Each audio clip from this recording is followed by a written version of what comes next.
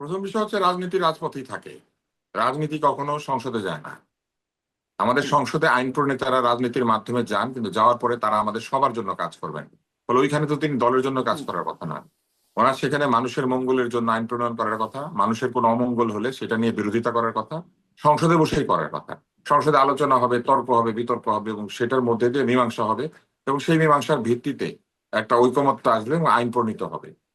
যদি কোনো সরকার স্বৈরতান্ত্রিক আচরণ করে অথবা নিজের ইচ্ছা মতো আইন তৈরি করতে যায়, তখন যেটা হয় সেটা হচ্ছে জনগণ ক্ষুব্ধ হয়ে ওঠে এবং তখন রাজনৈতিক দলগুলি দুই জায়গাতেই চাপ সৃষ্টি করে, সংসদের ভিতরে এবং বাইরে। এখনো পর্যন্ত সরকার এমন কিছু করে বসে নাই যেটার জন্য রাজপথে যেতে হবে। তারপরেও ধরেন রাজপথে গেল কেউ, রাজপথে যেতে তো কারো বাধা নাই, কিন্তু রাজপথে গিয়ে জনসমর্থন পেতে হবে। সেই জনসমর্থন পাওয়ার মতো জায়গায় জামাতে ইসলাম এবং এনসিপি আছে কিনা, এটা তাদেরকে চিন্তা করতে হবে এবং তারপরে তারা রাজপথে যাবে। তবে একটা বিষয় খুব পরিষ্কার, রাজপথে গিয়ে যদি তারা আবারও আগের মতো অবরোধ, হরতাল, শাহবাগে আয়, রাজুতে আয়, এখানে আয়, সেখানে আয়, এগুলা বলতে থাকেন, তাহলে আয় আয় চাঁদ মামার মতো ওনারা ডেকে যাবেন। চাঁদ হুম, মামা জীবনও ঘরে আসে না কিন্তু, হাজার হাজার বছর ধরে, মানে এটা আমার কথার কথা আর কি বলছি। মানে হুম, বাঙালি যতদিন এই চাঁদ মামাকে ডাকতে শিখেছে, চাঁদ মামাকে ডেকে এনে মাথায় টিপ দিতে বলেছে, তাই না, কপালে টিপ দিয়ে যা, কিন্তু জীবনও চাঁদ মামা এসে টিপ দেয় না। ওইরকম যতই এখানে আসে সেখানে ওনারা বলেন কেন চাঁদ মামা আসবে না, রাজু তো আসবে না, কোথাও আসবে না এবং আন্দোলনটা হবে না। আন্দোলন হতে গেলে জনগণের মধ্যে ক্ষোভ প্রস্তুত হইতে হয়। জনগণের ক্ষোভ কিন্তু কোনো রাজনৈতিক দল প্রস্তুত করে না, জনগণের ক্ষোভকে রাজনৈতিক দল কাজে লাগায়। যেমন শেখ হুম, হাসিনার সরকারের প্রতি জনগণের ক্ষোভ তৈরি হয়েছিল এবং সেই ক্ষোভকে কাজে লাগানো গিয়েছে। এখন প্রশ্ন হচ্ছে যে বিএনপির বিরুদ্ধে কি জনগণের কোনো ক্ষোভ তৈরি হয়েছে? এখনো পর্যন্ত হয়েছে বলে আমার মনে হয় না। সেরকম ক্ষোভ দেওয়ার মতো কোনো কাজ বিএনপি হুম। করে নাই। তবে আর কিছু কিছু ক্ষমতা মহলকে হয়তো তারা ক্ষুব্ধ করে তুলেছেন। যেমন একটা হচ্ছে যে সংবিধান সংস্কার, গণ কি যেন কি কি পরিষদ, পরিশোধ। হুম, হ্যাঁ কি কি পরিষদ টরিষদ, এগুলি সংবিধানই নাই এবং সংবিধান বিরোধী।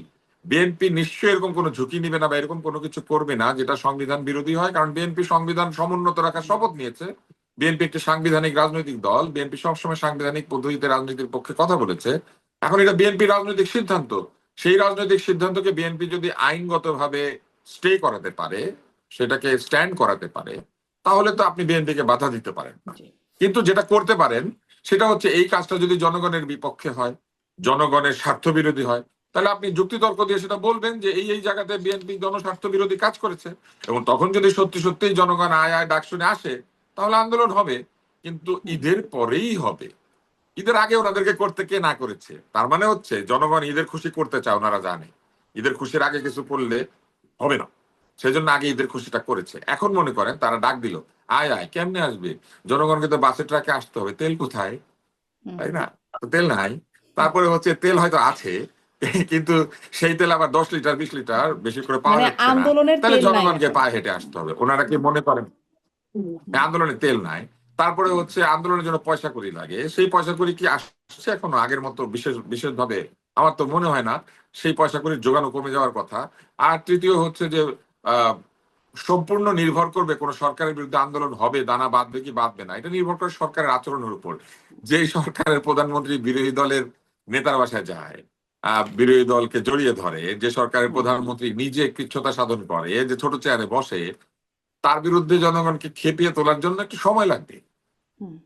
এখন কি কি করিলে কি হয়, হুম, এটা জানার জন্য আমার মনে হয় আমাদের উচিত আওয়ামী লীগের হ্যাঁ। সাথে কোচিং করা। কোচিং সেন্টার করে তো তারা, তখন হুম। জামাতের উচিত বা এদের উচিত যে ঈদের পরে না, যে কোনো সময় আন্দোলন করার জন্য একটা ভালো কোচিং ঈদের পরে সেন্টার। আন্দোলন বলেছে, কোন ঈদ সেটা হয়তো পরে না জানার না, সুযোগ ঈদ হবে। হইতে পারে, কোরবানির ঈদ হতে পারে, এই ঈদের পরেও হতে পারে। তবে আন্দোলন করতে গেলে আমার মনে হয় এই মুহূর্তে তাদের কোচিং করা ছাড়া কোনো উপায় নাই। কেননা এইসব হরতাল ফরতাল করে যারা সবচেয়ে অভিজ্ঞ ছিল, এরা 17 বছর ক্ষমতায় থাকার পরে এরা হরতাল হরতাল ভুলে গিয়েছে, এরা এখন আর পারে না।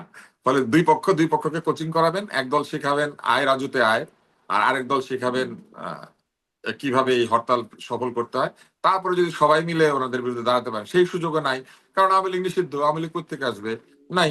ছাত্রলীগ নাই, যারা ভাঙচুর হরতাল এসব সত্যিই পারতো আর কি করতে, অনেকদিন করে নাই, তারা নাই। আর এখন যারা আছেন, আমি আমি শিওর না তারা এটা পারবেন, কারণ জি। জনগণ আর তাদের কথায় এই আয় আয় চাঁদা আসবে না।